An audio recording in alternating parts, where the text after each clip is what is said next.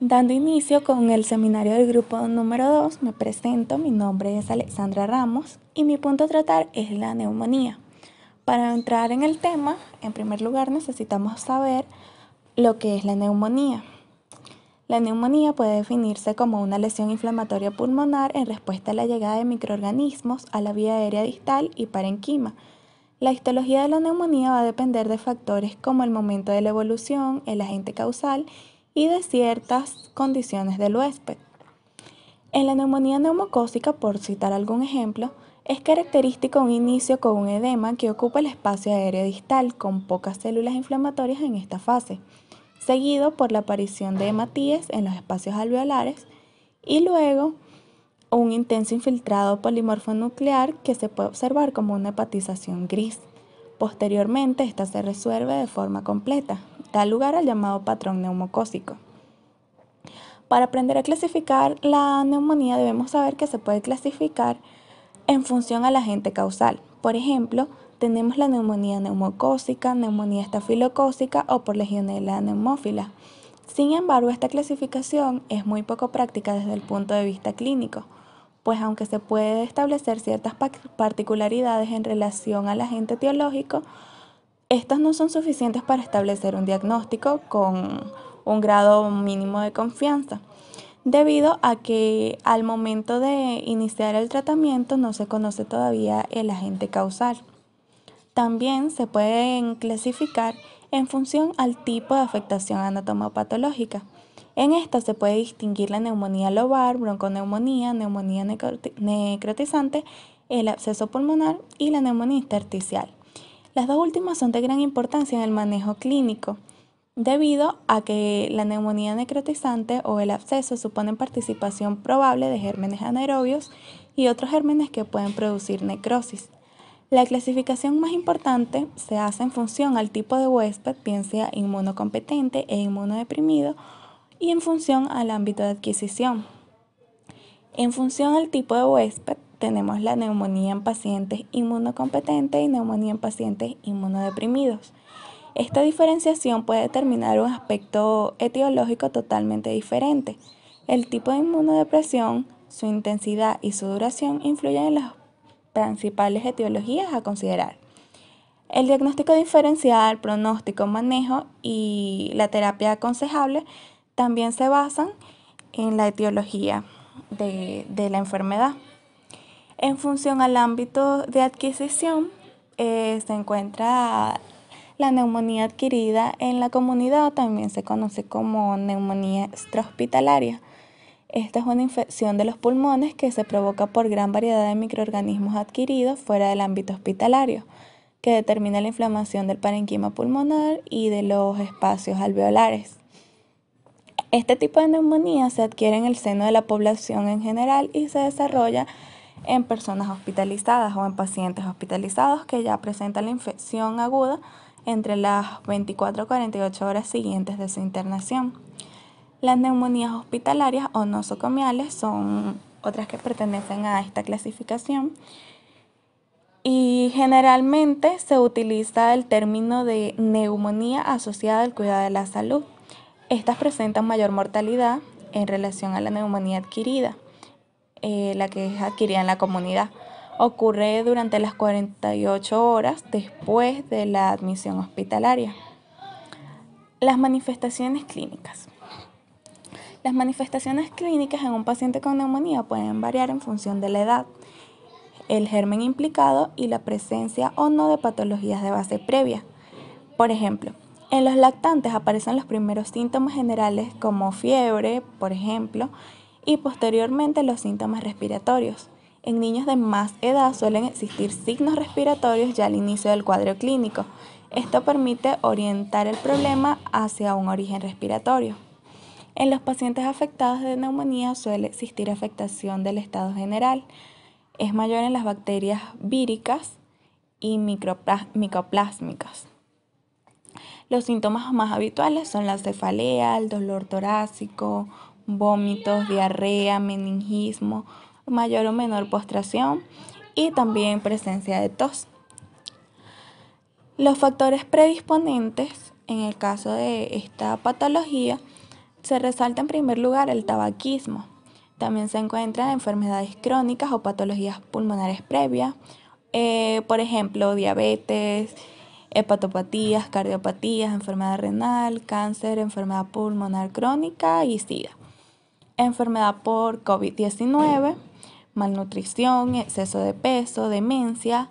También influye la edad, debido a que los niños menores de 2 años y las personas que son mayores a 50 años, sobre todo a partir de los 65 años, son más susceptibles a contraer neumonía. Esplenectomía es otro de los factores predisponentes. Estos son los pacientes a los que se les ha extirpado el vaso. En general son pacientes con bajo nivel de inmunidad. El alcoholismo, tratamiento con inmunosupresores o corticoides.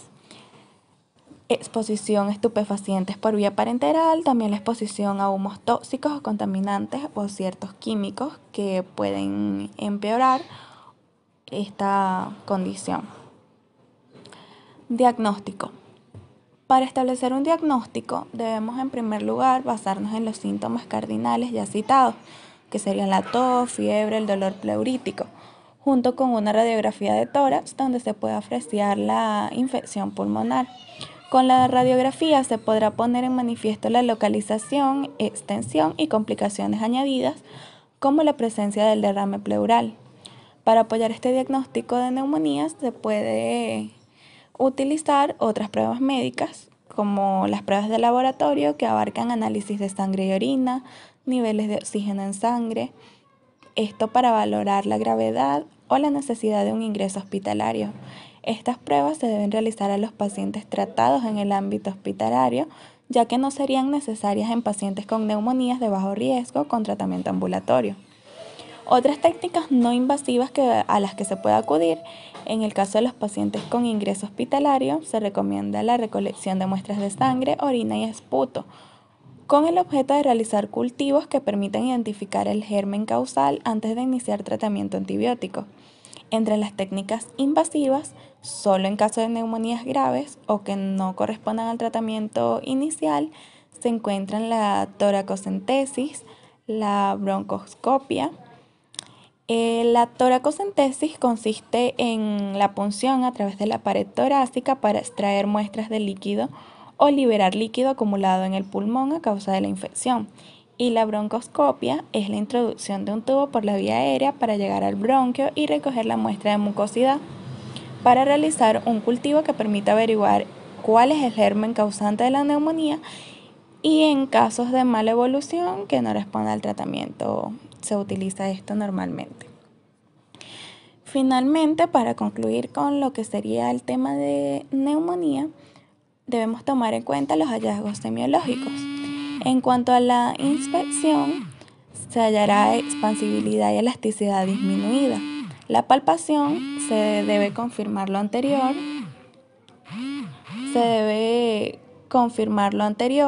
Se puede evidenciar vibraciones vocales aumentadas y pectoriloquia. En la percusión se hallará matidez en la zona de la condensación. La percusión es poco sensible. Sin embargo, si se detecta una franca matidez, puede resultar sugestiva. La cianosis o la hipoxemia, aún sin cianosis franca, serían criterios de gravedad. En la auscultación se hallarán estertores crepitantes, sobre todo al final de la inspiración, hipoventilación más o menos localizada y disminución del murmullo vesicular. A veces se puede hallar soplos tubáricos o roce pleural. Los roncus y sibilantes son más habituales en neumonías víricas, pero pueden existir también en las que se deben a micoplasma. Mi nombre es Kaleini Pérez y a continuación le vamos a hablar sobre la tuberculosis. Cuando hablamos de tuberculosis nos referimos a que es una enfermedad infecciosa transmisible de distribución universal, que cuenta con una historia de progresiva agresión a la especie humana. Primeramente, hay una exposición al bacilo, seguida de una infección que progresa de enfermedad y que en algunos casos puede terminar con la muerte. En esta lucha entre el organismo humano y el microorganismo invasor, son múltiples las circunstancias que pueden condicionar el mayor o menor riesgo de infectarse, de enfermar o de morir. El agente infeccioso es una bacteria mejor conocida o llamada como Mycobacteria en tuberculosis o también bacilo de Koch, el cual únicamente puede observarse a través del microscopio. Entre los factores de riesgo tenemos que las personas generalmente con alto riesgo de tener esta enfermedad llamada tuberculosis pertenecen a dos categorías. La primera categoría se refiere a aquellas personas que han sido infectadas recientemente por la bacteria de la tuberculosis. Entre estas incluye aquellos que hayan tenido contacto cercano de una persona con enfermedad de tuberculosis infecciosa, personas que hayan inmigrado de regiones del mundo con altas tasas de tuberculosis o aquellos niños menores de 5 años de edad que tienen un resultado positivo en la prueba de la tuberculosis, o grupos con altas tasas de transmisión de tuberculosis, tales como personas que vivan en la calle, usuarios de drogas inyectables y personas con infección por el VIH, o quienes trabajan o residen con personas que tienen alto riesgo de contraer tuberculosis en establecimientos o instituciones como hospitales, albergues para desamparados, centros de correcciones, asilos de ancianos y residencias para personas con el VIH. El otro grupo incluye a aquellas personas con afecciones que debilitan el sistema inmunitario. Aquellas que incluyan infección por el VIH, el virus que causa el SIDA, abuso de sustancias nocivas, silicosis, diabetes mellitus, también enfermedad renal grave, el bajo peso corporal, el trasplante de órganos, cáncer de cabeza y cuello, tratamientos médicos como corticosteroides, tratamientos especializados para la artritis reumatoide o la enfermedad de Crohn. Ahora bien, entre la clasificación y formas de presentación tenemos que la tuberculosis puede ser primaria, aquella antes de la PSG en niños, que es una enfermedad resultante de la primera infección por el bacilo de la tuberculosis, que esta consiste en la necrosis gaseosa focal del órgano afectado y de los ganglios linfáticos regionales. Su curación generalmente es espontánea, con calcificación posterior. También se denomina tuberculosis exógena. Cabe acotar que cuando una persona goza de buena salud, la enfermedad puede cursar con dichas alteraciones locales en los pulmones y ganglios. Pero si está desnutrido o sufre otras infecciones como el SIDA, van a aparecer complicaciones graves, entre las que se van a destacar la obstrucción bronquial, el derrame pleural o acumulación de líquido en el espacio comprendido entre la membrana que recubre el pulmón. También la tuberculosis puede ser postprismaria, aquella enfermedad resultante de la reinfección o reactivación de una infección previa por el bacilo de la tuberculosis. A diferencia de la primaria, suele extenderse prácticamente por cualquier órgano miliar o afectar a varios órganos y regiones ganglionarias, habitualmente por la diseminación hematógena del bacilo. También se denomina tuberculosis postprimaria de reinfección o de reactivación.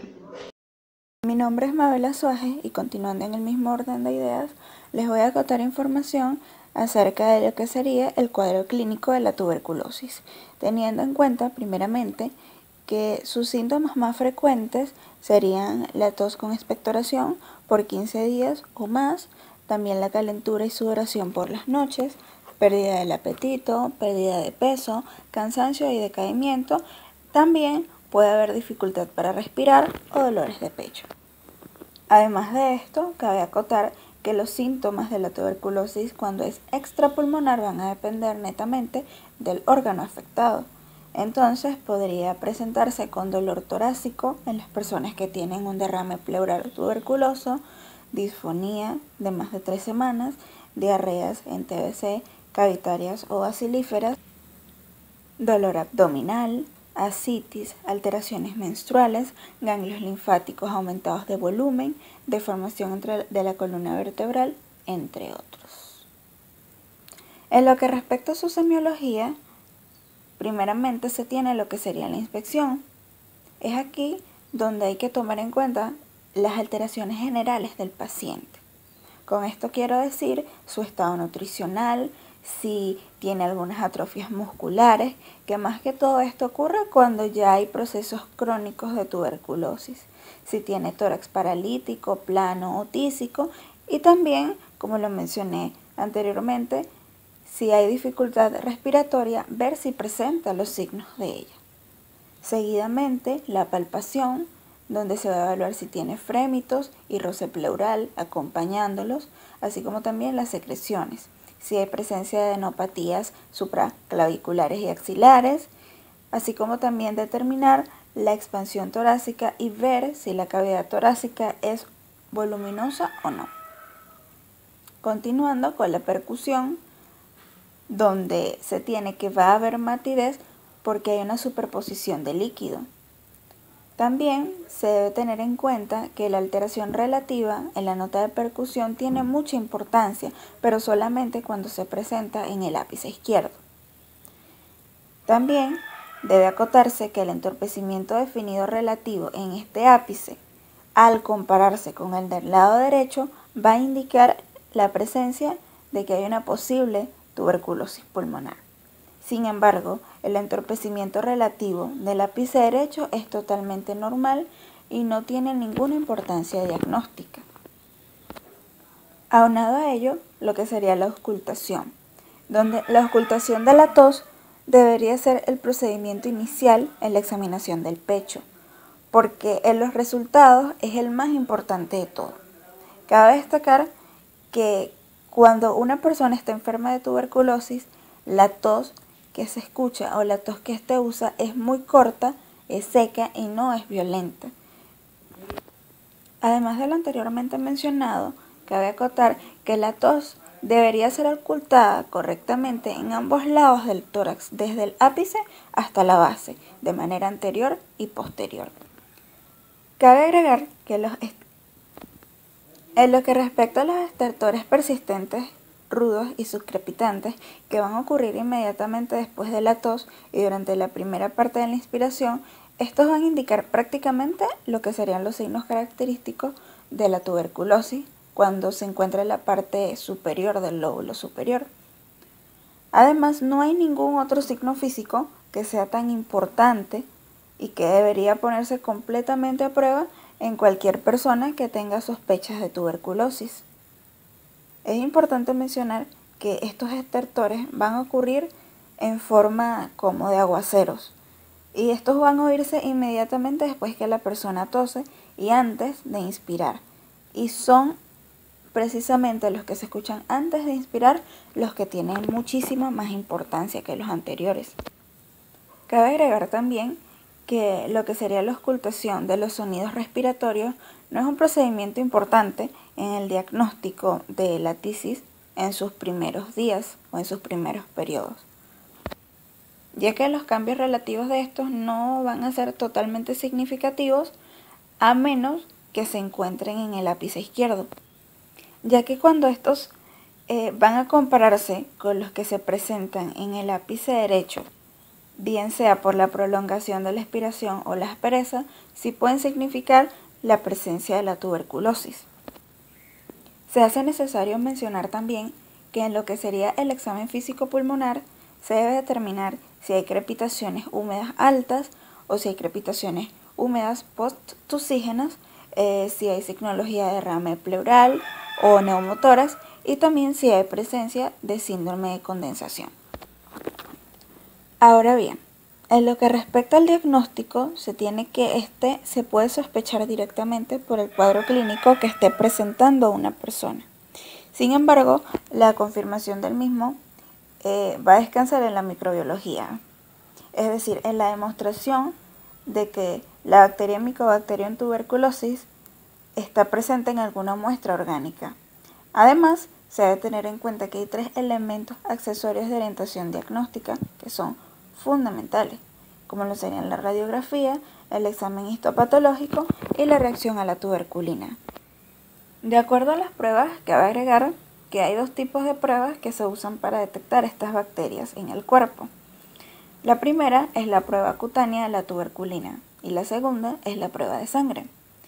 teniendo en cuenta que un resultado positivo en la prueba cutánea o en la prueba de sangre solamente indicaría que una persona ha sido infectada con bacterias de la tuberculosis. Sin embargo, esto no quiere decir que la persona esté totalmente contagiada o que pueda contagiar la enfermedad, ya que la misma se puede encontrar en periodos latentes. Entonces es por eso que para determinar si en realidad una persona padece esta enfermedad sería necesario hacer otras pruebas como lo son una radiografía o tomar muestras de esputo. Agregado a esto, las radiografías de tórax anteroposterior se utilizan para detectar anormalidades en el área del pecho. Es importante agregar que las lesiones pueden aparecer en cualquier parte de los pulmones y pueden diferir en lo que sería su tamaño, forma, densidad y cavitación. Y estas anormalidades pueden indicar tuberculosis, pero no se pueden usar para diagnosticar esto de manera definitiva. Sin embargo, se puede usar una radiografía de tórax para descartar la posibilidad de tuberculosis en una persona que haya tenido una reacción positiva a la prueba cutánea o a la prueba de sangre.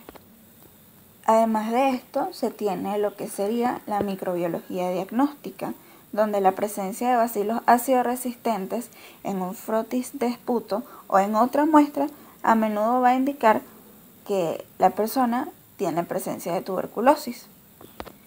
No obstante, debe tenerse claro que la observación microscópica de estos bacilos es muy fácil y rápida, pero no por ello va a confirmar como tal lo que sería el diagnóstico de la tuberculosis, porque hay algunos bacilos ácido resistentes que no son Mycobacterium tuberculosis. Entonces, por lo tanto, para confirmar de manera correcta este diagnóstico, se debe hacer un cultivo de todas las muestras iniciales, dando un resultado positivo del cultivo. Entonces allí sí se va a confirmar que la persona tiene tuberculosis. Continuando, como en esta era han ocurrido muchísimos cambios y muchísimas innovaciones en materia de ciencia y mucho más en las áreas de la salud, se debe considerar que existen nuevos métodos diagnósticos para diagnosticar, valga la redundancia, lo que sería la tuberculosis. Entre ellos están las técnicas no convencionales de baciloscopias, donde entra microscopía fluorescente o microscopía por concentración. Además de las anteriormente mencionadas, también están nuevas técnicas de identificación de micobacterias. La primera de ellas sería el test de NAP en BACTEC 12B, el cual se considera como precursor del cloranfenicol, que este va a inhibir el crecimiento del complejo Mycobacterium tuberculosis, de tal manera que cuando se inocule la muestra a identificar, se van a efectuar esto en 2 frascos BACTEC 12B y uno de ellos va a tener el NAP. Si en este frasco no crece la micobacteria, significa que pertenece al complejo de la Mycobacterium tuberculosis. Además de la cromatografía de gases, identificación mediante sondas genéticas, la PCR y otros métodos moleculares de identificación. Cabe agregar también que hay nuevos métodos de cultivo, donde destacan los medios de cultivo líquidos, como lo son los radiométricos, no radiométricos, cultivos bifásicos, hemocultivos para micobacterias y técnicas con fagos. Y por último, hay nuevos estudios de sensibilidad, donde entran lo que serán los estudios de susceptibilidad mediante técnicas fenotípicas que pueden ser en medios sólidos o en medios líquidos. Los estudios de la susceptibilidad mediante técnicas genéticas, sondas de ADN, polimorfismo de la conformación de cadena simple e hibridación en lo que sería la fase sólida. Buenos días, mi nombre es Ricardo Rodríguez y les voy a estar hablando un poco respecto al asma. Lo vamos a definir como una enfermedad crónica que nos va a causar una inflamación que más que localizada va a ser realmente una inflamación difusa de las vías aéreas inferiores que va a ser causada por distintos estímulos de los cuales, hablaré un poco a continuación. Estos a su vez van a provocar una broncoconstricción en nosotros que van a ser de intensidad y de duración variables dependiendo obviamente de las condiciones generales de la persona, del tipo de asma que se presenta en cuestión y entre otras cosas, es muy variable. Entre estos factores de riesgo y desencadenantes de la enfermedad vamos a encontrar 3 grupos principalmente: los ambientales, los infecciosos y los propios. Respecto a los ambientales, el más importante de todos es la exposición a los alérgenos. Y estos pueden ser el pelo y la caspa de, por ejemplo, los animales domésticos, los ácaros del polvo presentes en las sábanas de camas que no son cambiadas con consistencia, no son cambiadas recurrentemente, el polen de las plantas, el moho de zonas húmedas, cucarachas y el humo de tabaco y inhalación de gases de combustión. Estos dos últimos de hecho tienden a empeorar los síndromes respiratorios crónicos como la EPOC, como el asma, y bueno, en general empeora los síndromes respiratorios. Y otra sería, por ejemplo, la presencia de aire frío y seco. Cuanto a los infecciosos, las principales infecciones que se han asociado con el desarrollo de un ataque de asma es el virus sincicial respiratorio y las infecciones por rinovirus. Sin embargo, también hay, por ejemplo, se ha llegado a correlacionar las esporas de los hongos pertenecientes al género, por ejemplo, Aspergillus y del género Penicillium con reacciones alérgicas que pueden inducir episodios de asma. Y respecto a los propios, encontramos que a veces desencadenan en los pacientes signos de asma el ejercicio, principalmente el ejercicio intenso, una dieta con carencia de vitamina C, E y ácidos grasos omega 3. También se han asociado un poco a esto. Hay factores genéticos que son muy importantes, de hecho, porque las personas que tienen padres con antecedentes de asma obviamente tienen muchas más probabilidades de contraerla a lo largo de su vida, tanto asma como síndromes respiratorios en general. Y factores emocionales como la ansiedad y el miedo y emociones fuertes en general son capaces de producir incluso exacerbaciones de asma en estos pacientes. Ahora, hablando de la clasificación, encontramos dos principalmente. La primera es la que es basada en los patrones de obstrucción y gravedad según la Guía Española de Manejo del Asma, ¿ok? Y en eso vamos a encontrar que el principal parámetro que vamos a tener que tener en cuenta en este caso es los episodios cuando se presentan en el paciente, qué tan seguido. Y en esto vamos a clasificar el asma en episódica, ocasional y frecuente y en persistente, moderada y grave. Por ejemplo, en la episódica ocasional el episodio se presenta menos de una vez cada 3 meses. En el episódico frecuente será menos de una vez cada 6 semanas. En cambio, en la persistente moderada es más de un episodio a los 5 semanas y en la persistente grave son mucho más frecuentes que eso. Estos son los principales. Sin embargo, también hay otros, porque esto también considera la gravedad del asma en este caso. Por ejemplo, los síntomas entre crisis, que por ejemplo las episódicas tienden a ser asintomáticas, en cambio las persistentes pueden tener síntomas leves o pueden ser frecuentes en el caso de que sea grave, de persistente grave. Las sibilancias son más frecuentes en el asma persistente. Realmente en el asma episódica no es común encontrar sibilancia a menos que se trate de la episódica frecuente. Los síntomas nocturnos también se presentan en la persistente moderada y la grave. Y son obviamente más frecuentes, de hecho más de 2 noches a la semana en la persistente grave. Y algo muy importante es que el volumen expiratorio forzado, que es una de las capacidades que vamos a medir en la función pulmonar de las personas, se va a ver afectado cuando se trata de asma persistente. Porque cuando es episódica, esta es mayor al 80%.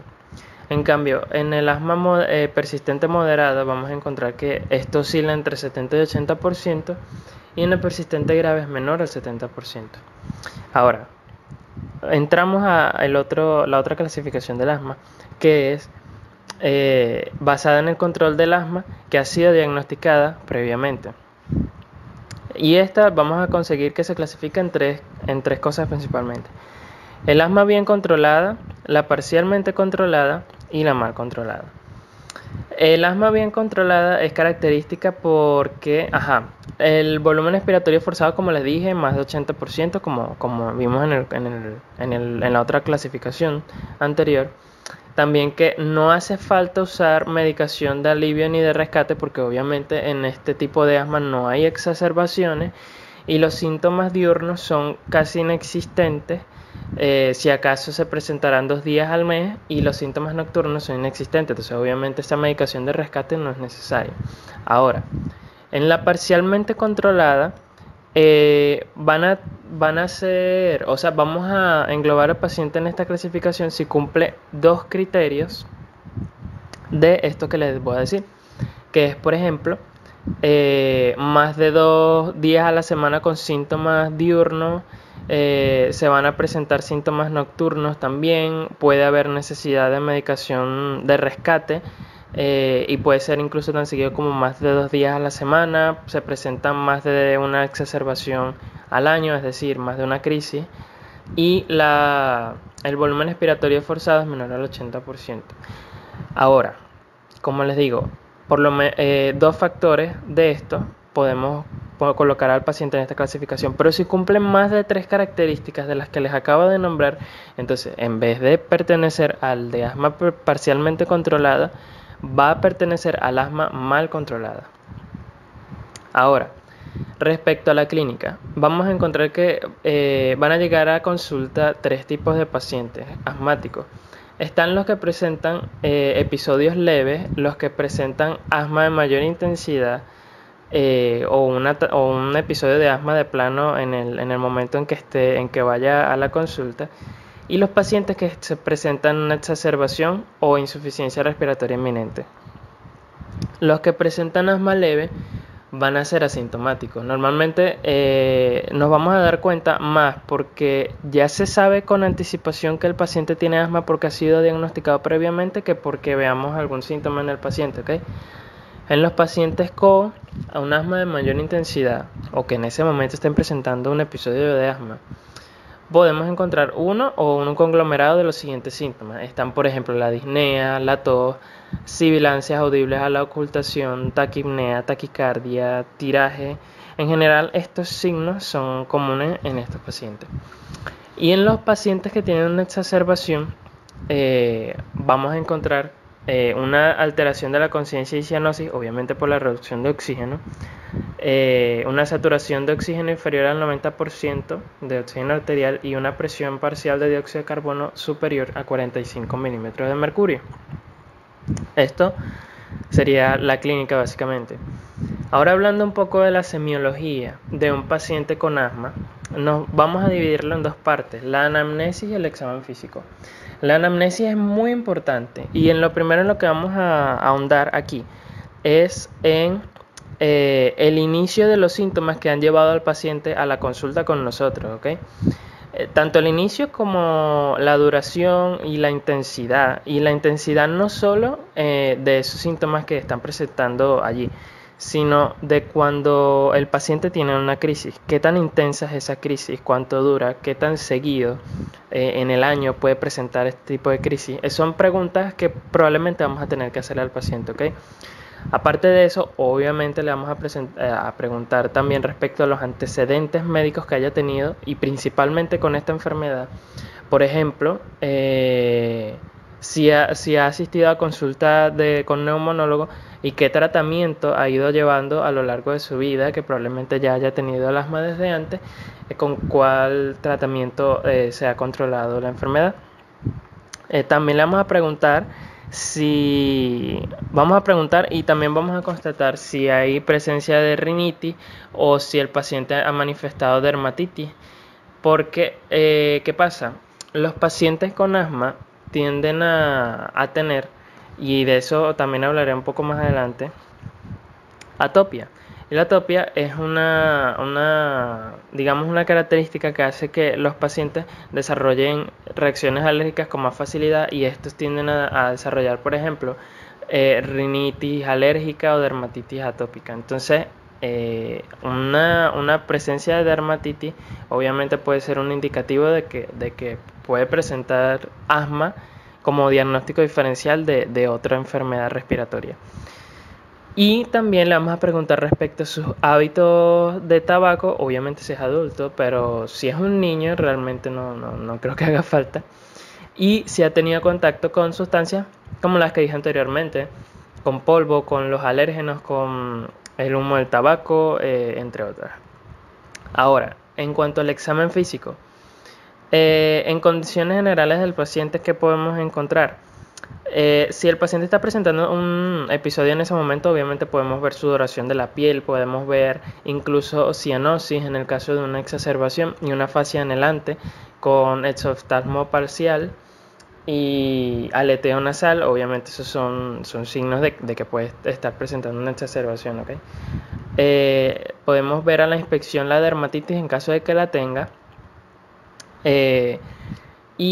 Respecto a la palpación, por ejemplo, encontramos que las vibraciones vocales están disminuidas y en la auscultación vemos que el murmullo vesicular, al igual que las vibraciones vocales, están disminuidas y es común encontrar sibilancias o roncos, pero principalmente sibilancias. Eso es lo más común que se va a encontrar por la broncoconstricción que presentan estos pacientes. Y ahora, para finalizar, hablamos del diagnóstico del asma. Y algo que quiero decir es que, obviamente, bueno, es algo más o menos obvio, pero si hay síntomas agudos de la enfermedad, se tiene que realizar rápidamente una anamnesis y examen físico del paciente y después se trata esos síntomas que está presentando de asma y posterior a ello se establecen, o sea, se empiezan a hacer los exámenes diagnósticos, ¿ok? Obviamente, si el paciente está presentando una exacerbación, la anamnesis y el examen físico tiene que ser, o sea, tiene que ser casi omitido porque obviamente el paciente necesita ser tratado de emergencia. Pero si es asma leve y es asintomática, entonces sí tenemos que tener más cuidado respecto a la anamnesis y el examen físico para evitar hacer una confusión diagnóstica con otra enfermedad respiratoria, ¿ok? De hecho, algo que nos va a ayudar a establecer un diagnóstico diferencial con una enfermedad como lo es el EPOC es las preguntas que le vamos a hacer al paciente y la información que tenemos respecto a él. Por ejemplo, el EPOC tiende a producirse en pacientes que tienen una edad más o menos avanzada después de los 40 años. En cambio, el asma tiene más incidencia en los niños. El tabaquismo está muy relacionado con la EPOC, a lo que con el asma puede que sí, puede que no, pero realmente no es tan seguro. La presencia de atopia y de dermatitis es frecuente en el asma, como les digo, en la EPOC no. Entonces, obviamente, eso puede ser algo para hacer un diagnóstico diferencial, ¿ok? Y que el asma tiene una mejor respuesta a glucocorticoides. Entonces, ok, eso es para establecer ese diagnóstico diferencial. ¿Cuáles son las pruebas diagnósticas para el asma? Las principales encontramos estudio alergológico. Podemos ver un conteo de inmunoglobulina E elevado.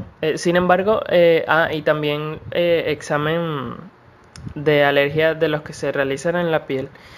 Sin embargo, los más comunes y más eficaces para el diagnóstico del asma tienen que ver con la función pulmonar. Y entre ellos está, por ejemplo, la prueba de la función pulmonar. Justamente en esta se va a considerar el volumen expiratorio forzado. Y ¿qué pasa? Que cuando este volumen se ve reducido, se ve inferior al 80%, en una prueba de espirometría, vamos a considerar directamente que el paciente podría tener asma. Ahora, esto nos lleva a la siguiente prueba, que es la prueba de broncodilatación.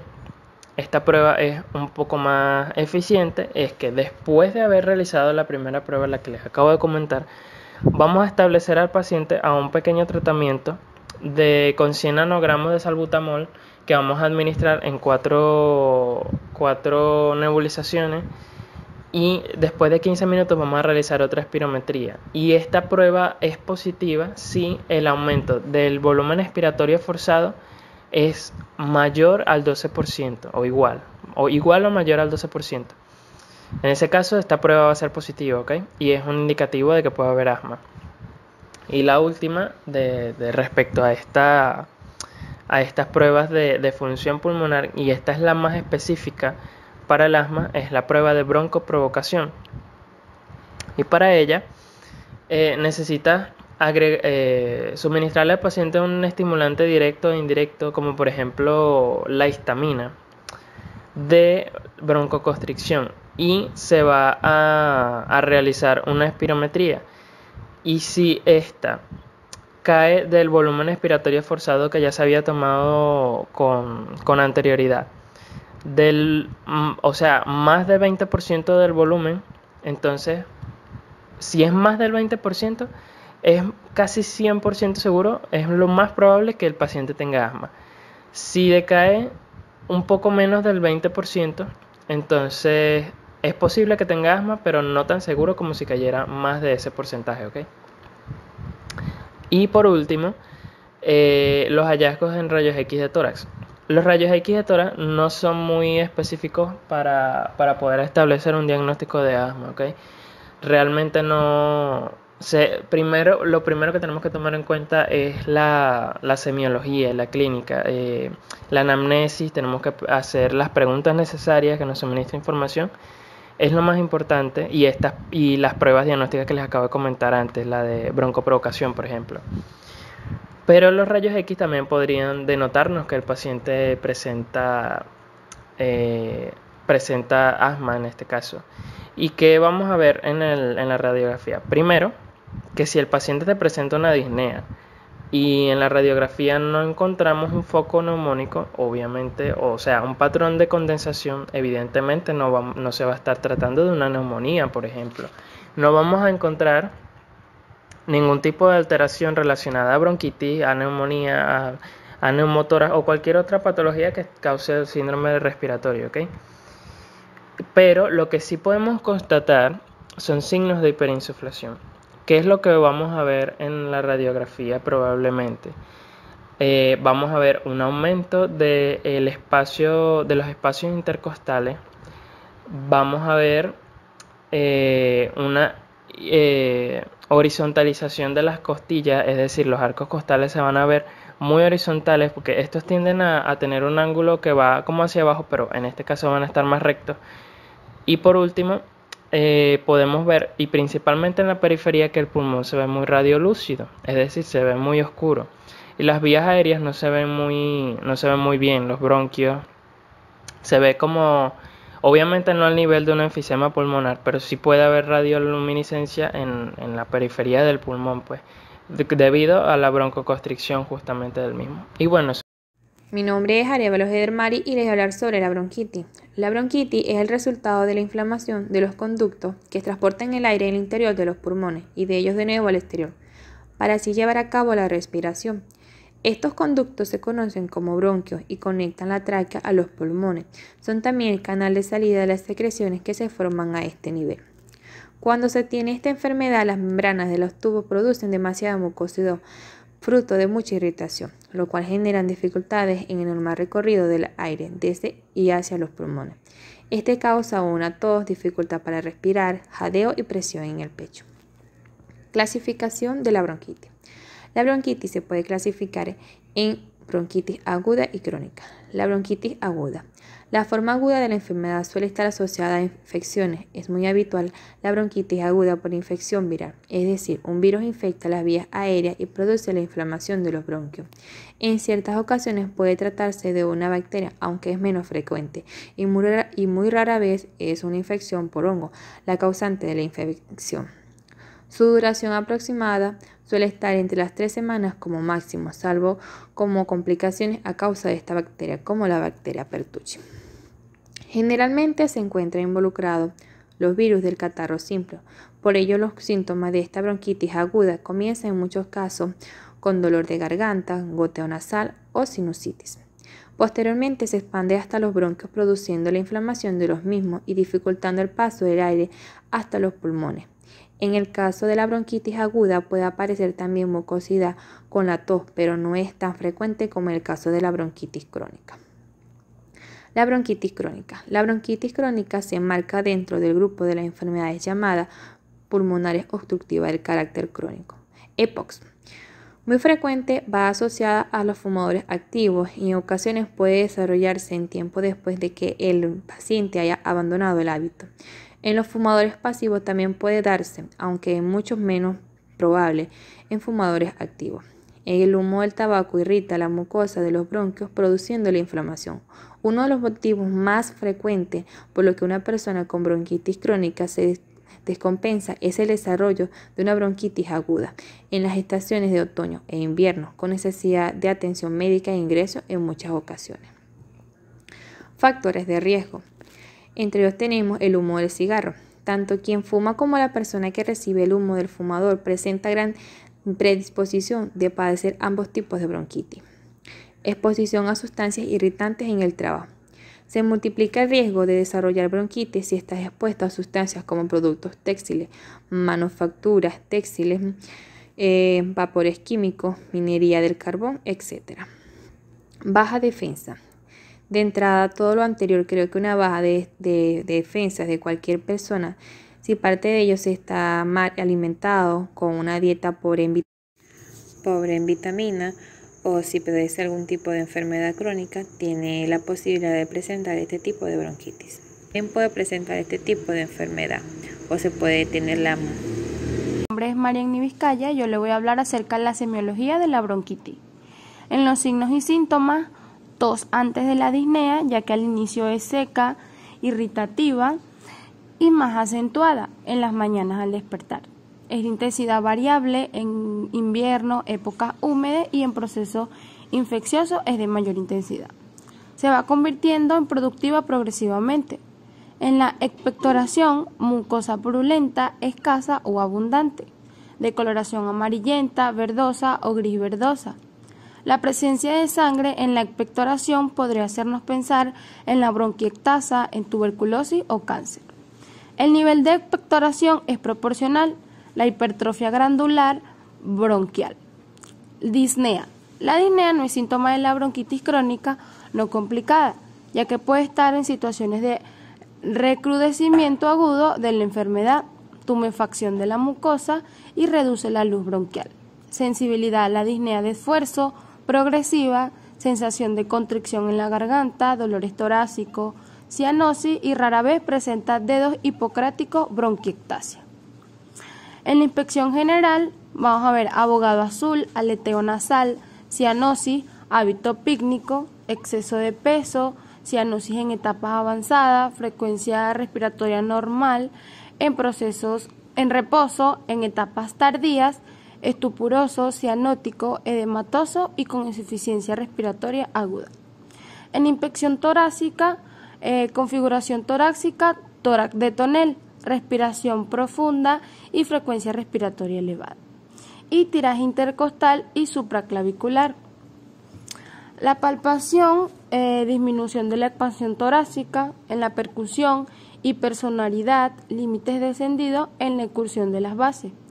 En la auscultación, clasificación de los ruidos agregados, sonidos continuos, roncus y sibilancias, y sonidos discontinuos como estertores. En el diagnóstico, por lo general, el médico diagnostica la bronquitis con base en los signos y síntomas. Es posible que le haga preguntas sobre la tos, por ejemplo, cuánto tiempo ha tenido con la tos, qué tipo de mucosidad o expectoración tiene y cuántas veces tose. Probablemente también el médico le pregunte sobre sus antecedentes médicos o familiares, si tuvo hace poco un resfriado o una gripe, si fuma o pasó tiempo con personas que fumen, si ha estado expuesto a polvo, gases, evaporaciones o contaminaciones del aire. El médico le oirá el pecho con el estetoscopio en busca de sibilancia, silbidos o chillones al respirar o de otros sonidos anormales de los pulmones. También puede examinar la mucosidad, expectoración, para ver si tiene una infección bacteriana, analizar las concentraciones de oxígeno que tiene en la sangre, para hacerlo que se usará con un sensor que se pone en un dedo de la mano o del pie. Recomendar que se haga una radiografía de tórax, unas pruebas de función pulmonar o unas pruebas de sangre. En el cuadro clínico están los signos y síntomas variables, que va a depender de la edad del paciente y la severidad de la enfermedad. En las manifestaciones inespecíficas, fiebre, escalofrío, cefalea, malestar general y a veces síntomas gastrointestinales. En las manifestaciones generales de vías respiratorias inferiores, taquipnea, respiración superficial, quejidos, tos, expectoración de esputo, dolor torácico, aleteo nasal, tiraje intercostal. Y en los pacientes pediátricos, en la parte del cuadro clínico, vamos a observar presencia de sibilancias, presencia del tiraje. Cuando el niño respira, se le hunde la piel entre las costillas por encima del esternón o por debajo del borde de las costillas. Esto indica que el niño tiene que hacer un esfuerzo extra para respirar. Frecuencia respiratoria mayor a 30, frecuencia cardíaca mayor a 120. Tipo de ventilación simétrica ausente y presencia de cianosis. Hola, mi nombre es Rosa González y les voy a hablar sobre el tema de la bronquiolitis.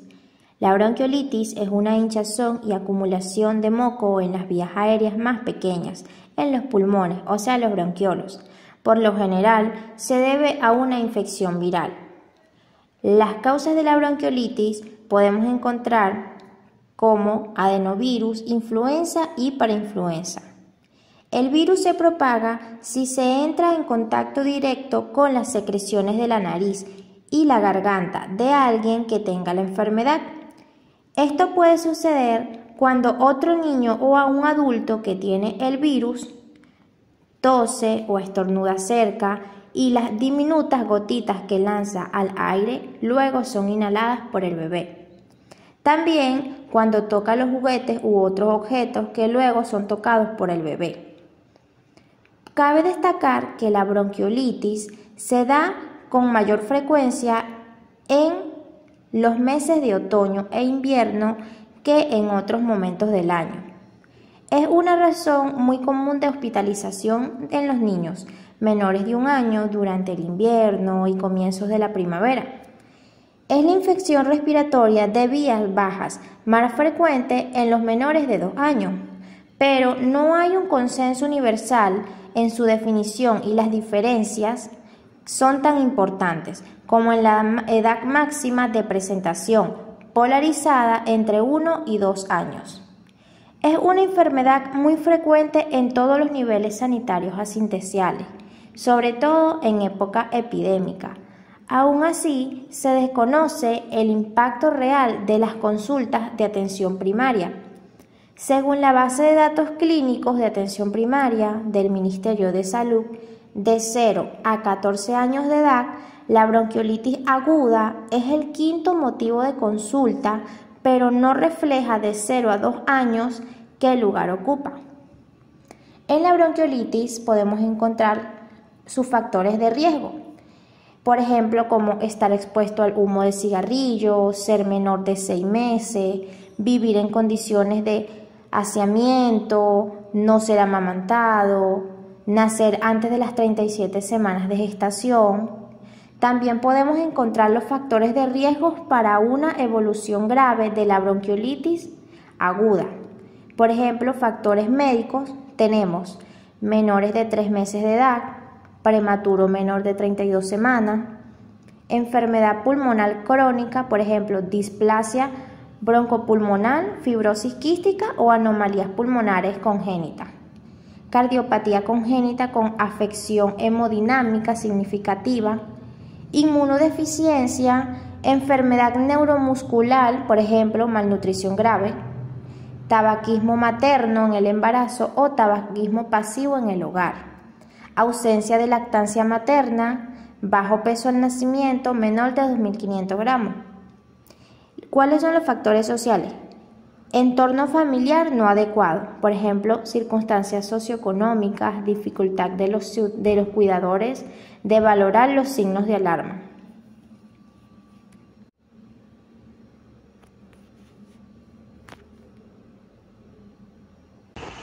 Mi nombre es Franklin Chávez y les voy a hablar sobre la semiología y diagnóstico de la bronquiolitis. En la semiología podemos encontrar la exploración física que detecta la intensidad del trabajo respiratorio, la taquipnea, el aleteo o retracciones pulmonares.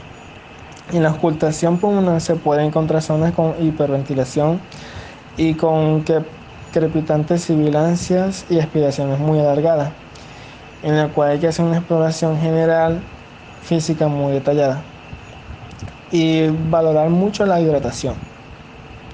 El diagnóstico se puede decir que es inminentemente basado en historia clínica y en una anamnesis y en la exploración física apoyado en un ambiente epidemiológico. Comienza con un catarro de vías en vías altas y puede empeorar en el curso de 2 o 3 días. El diagnóstico de la bronquiolitis se basa principalmente en los síntomas que se presentan en lactantes menores de 2 años y que coinciden con una epidemia de VRS en la comunidad. VRS es un virus oblicuo causante de mayores epidemias de bronquiolitis o neumonía en países desarrollados o subdesarrollados, en la cual comienza con estornudo, tos y rinorreas y en ocasiones fiebre. Y en el transcurso de 2 o 3 días se intensifica la tos y aparecen los síntomas de obstrucciones en las vías respiratorias inferiores y con un aumento del trabajo respiratorio que hace que la taquipnea y la irritabilidad sea peor.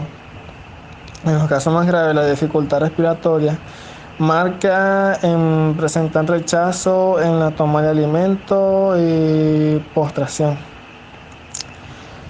Signos directos de bronquiolitis.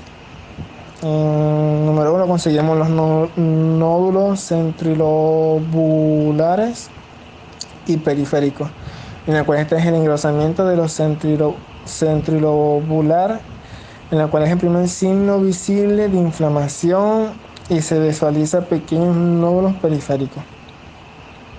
El signo número 2 está asociado con ramificaciones, que se puede decir que es árbol en brotes. Y número 3, nódulos centrilobulares, en el cual está dispuesto a lo largo de ramificaciones de los bronquios terminales y respiratorios alteradas, en la cual se visualizan estructuras arbóreas centrilobulillares terminadas en nódulos pequeños.